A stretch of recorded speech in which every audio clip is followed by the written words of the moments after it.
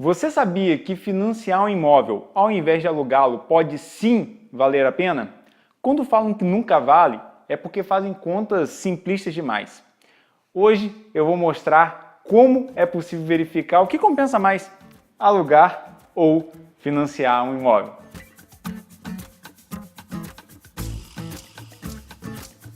E se educação financeira é um assunto que te interessa, eu te convido para se inscrever no canal e ativar as notificações para estar sempre junto conosco. Só para lembrar, este canal tem legendas para o caso de você não conseguir escutar o áudio deste vídeo por quaisquer motivos. Antes de mais nada, precisamos dizer o seguinte, que geralmente as pessoas alugam o que querem e compram o que dá. Essa é uma frase muito importante. As pessoas alugam o que querem e compram o que dá. Eu vou explicar o porquê. Como já falamos aqui no canal, há um limite máximo de o quanto de seus proventos você pode comprometer para pagar uma parcela de financiamento habitacional, que é 30%. Logo, se você recebe um salário de R$ 2.254, você só pode comprometer no máximo R$ 676,20 ao mês para pagar uma prestação de financiamento habitacional. Isso limita, obviamente, o preço do imóvel que você pode comprar, como a gente já vem explicando nos dois vídeos anteriores. Mas para exemplificar, se você recebe esse salário que eu falei e você for financiar um imóvel em 30 anos utilizando uma taxa de juros de 10% ao ano. Se você for pagar o financiamento pela tabela Price, você consegue financiar no máximo um imóvel com um valor de 96 mil. E se você for utilizar a tabela saque, você consegue financiar um imóvel com um máximo de 67 mil. Ponto. Esses são os valores máximos de imóveis que você consegue comprar. Agora, teu aluguel vale uma porcentagem do valor do imóvel, que como a gente já viu também em vídeos anteriores, 4,53% ao ano. Ou seja, 676,20, se eu for pagar de aluguel, vezes 12 dá mais de R$ 8.000. E se eu for avaliar um imóvel que eu pague mais de R$ 8.000 ao ano de aluguel, o valor do imóvel dá mais de 183 mil. E a gente viu que a gente não consegue comprar um imóvel desse financiado com as contas que a gente já fez anteriormente. Então a primeira coisa que a gente precisa alinhar aqui, se o teu salário permite você comprar um imóvel financiado, será que vale financiá-lo ou se vale a pena morar de aluguel nesse mesmo imóvel? Essa é a comparação justa. Pessoas mentem, números não. Vamos ver através de cálculos se vale a pena alugar ou financiar. E vamos utilizar essa planilha que eu levei muitas horas e muitos dias para fazer, para facilitar o máximo para você. Eu vou deixar o link para você fazer o download aqui na descrição. Vamos fazer uma série de 3 episódios em relação a essa planilha. Hoje a gente vai dar uma visão geral, vai ser algo mais simples. E nos próximos episódios eu vou explicar como detalhadamente funciona essa planilha. Hoje é para você saber onde você coloca os dados, seu salário, a taxa de juros do financiamento, o prazo, e onde você verifica se vale a pena morar de aluguel, e ir juntando essa diferença aí, ou se vale a pena já entrar no financiamento desse imóvel. Essas partes aqui são as informações que você precisa preencher. Teu salário ou o valor comprovado de teus proventos ao mês, porque essa informação será usada pelo banco para conceder o financiamento. Aqui temos o período do financiamento que você vai pegar, o máximo é 35 anos, ou seja, 420 meses, e isso daqui também corresponde ao número das prestações. Eu utilizei 360, que corresponde a 30 anos, mesmo porque a gente já vem utilizando esses 30 anos como base de exemplos em nossos vídeos. Aqui temos aquele valor que o banco cobra de taxa administrativa, que já conversamos em outros vídeos da série Imóveis, geralmente R$ 25 ao mês. Aqui é a taxa anual de juros do financiamento que você vai pegar. Geralmente, o banco dá essa taxa ao ano. Se sim, deixe anual selecionado aqui. Se o banco passar a taxa mensal, coloque o valor que o banco te passou e selecione mensal aqui. Outras informações que já deixei preenchidas, mas você tem a liberdade de alterá-las. Aqui é o IGPM, que é o índice de reajuste do valor do aluguel ao ano. Só como exemplo, eu usei o mesmo valor da inflação. Aqui tem o valor da inflação, que eu vou explicar em outro vídeo mais à frente o que é. A rentabilidade do aluguel é o valor do aluguel em relação ao valor do imóvel. Quanto vale um aluguel de um imóvel de R$100 mil? 4,3% ao ano, ou seja, R$ 4.530 ao ano, que dá R$ 377,50 ao mês. Aqui eu usei a melhor fonte para referência, que é a do FIPZAP. A taxa Selic é a taxa de juros definida pelo Banco Central. Várias aplicações rendem conforme o valor da Selic, como, para ficar mais fácil, o CDB e a própria poupança. Aqui é a taxa real que você consegue de rendimento acima da inflação em um investimento. Por exemplo, Tesouro Direto IPCA+.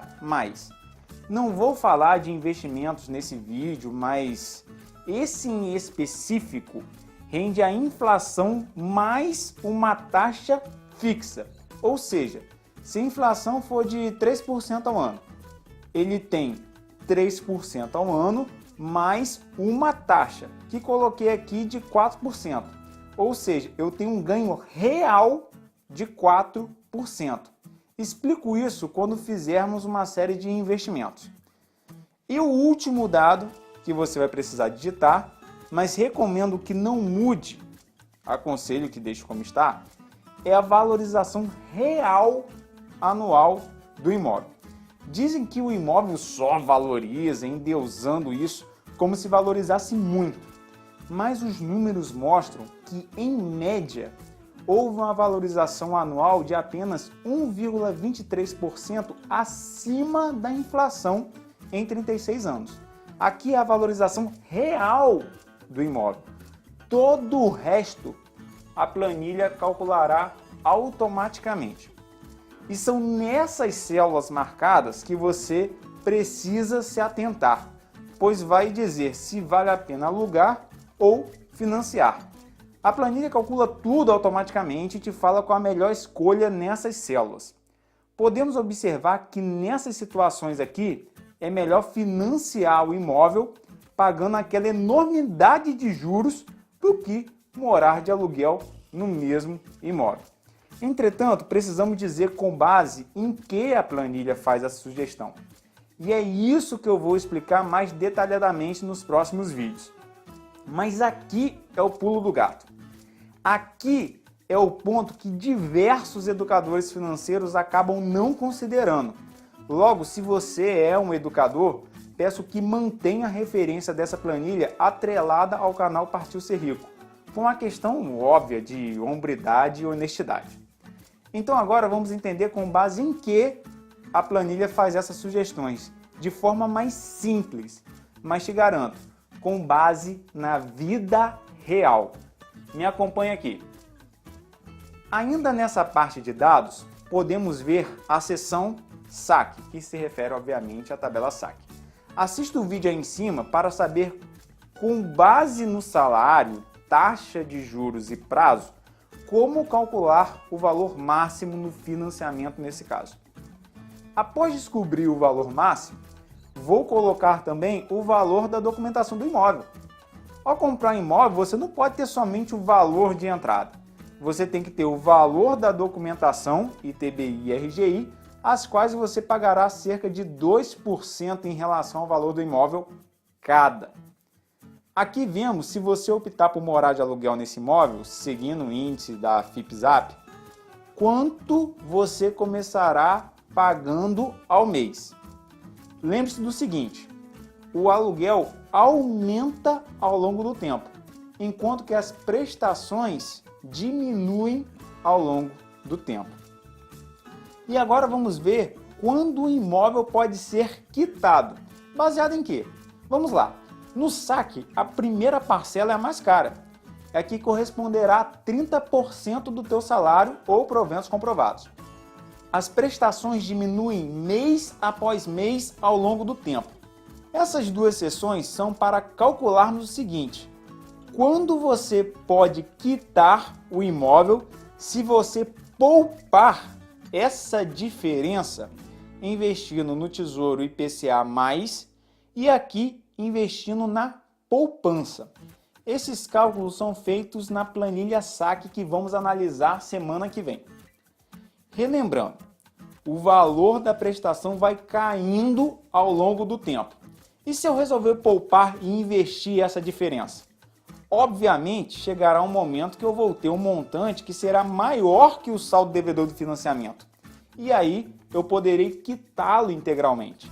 São esses campos da planilha dados que me dizem quando essa hora chega. Nessa situação, se eu investir essa diferença no Tesouro IPCA+, eu posso quitar o financiamento na metade dele, em 180 meses. Se eu aplicar na poupança, consigo em 186 meses. E por que eu considerei também a poupança? Porque é uma ilusão não considerar. Como vimos no vídeo 2 do nosso canal, 89% dos brasileiros investem na poupança. E no vídeo 8, vimos que nem 1% do total dos brasileiros investem em títulos públicos. Como eu vou fazer uma simulação desprezando a maioria? Seria irresponsável da minha parte, concorda? E por que eu considerei que uma pessoa não vai guardar essa diferença também? Que não vai poupar nada se financiar o imóvel, mesmo com as parcelas caindo e sobrando mais dinheiro? Ora, aí você observa as pessoas à tua volta e me responde. Realidade, infelizmente. O que eu considero que tem que ser dito aqui é o seguinte: ao longo do tempo, o imóvel valoriza, ou seja, daqui 180 meses você não compra mais o mesmo imóvel com o mesmo dinheiro. É necessário considerar a valorização real do imóvel, ou seja, acima da inflação. E percebam a vantagem óbvia do financiamento. O financiamento não é ajustado pela inflação, ou seja, se você pega 100 mil reais de financiamento a 10% de juros ao ano, a inflação pode ser até alta, mas os juros são feitos a uma taxa fixa. Tem até uma TR aí, mas hoje em dia está 0%. Ou seja, se teu saldo devedor é de 30 mil e você tem 30 mil, você pode quitar o financiamento independente de qual o valor real desses 30 mil. Isso é uma enorme vantagem. Então aqui consideramos o valor do rendimento nominal para quitar o financiamento e o real para comprar o imóvel. Daqui 180 meses, nessa situação, observe essas linhas aqui mais importantes. O valor real do imóvel, R$ 79.857,41. E se você for investindo entrada, documentação, mais a diferença entre o aluguel e as prestações, você vai ter líquido R$ 84.350. Mas se você comprar o imóvel nesse momento, tem que subtrair o valor da documentação de RGI e TBI, 2% do valor do imóvel. Ou seja, você compra o imóvel, paga a documentação e sobra uma merrequinha aqui. Entretanto, pode ser que nem sobre, porque eu não sei qual vai ser o valor nominal e com isso esse RGI e TBI não está 100% calculado, mas já dá uma boa estimativa. Vamos fingir que está tudo certo. Mas veja, a diferença é irrisória. Agora vamos ver o exemplo da poupança. Se você for investir na entrada, mais documentação, mais a diferença entre aluguel e as prestações, você vai ter líquido daqui 186 meses, pouco mais de 62 mil. Enquanto o valor real do imóvel será mais de 80. É melhor nessa situação você financiar o imóvel. E se você só quitar o financiamento ao final? Se você optar por morar de aluguel e for investir no valor de entrada e documentação, as diferenças entre aluguel e as prestações, é uma aplicação de ganho real de 4%, melhor alugar e investir.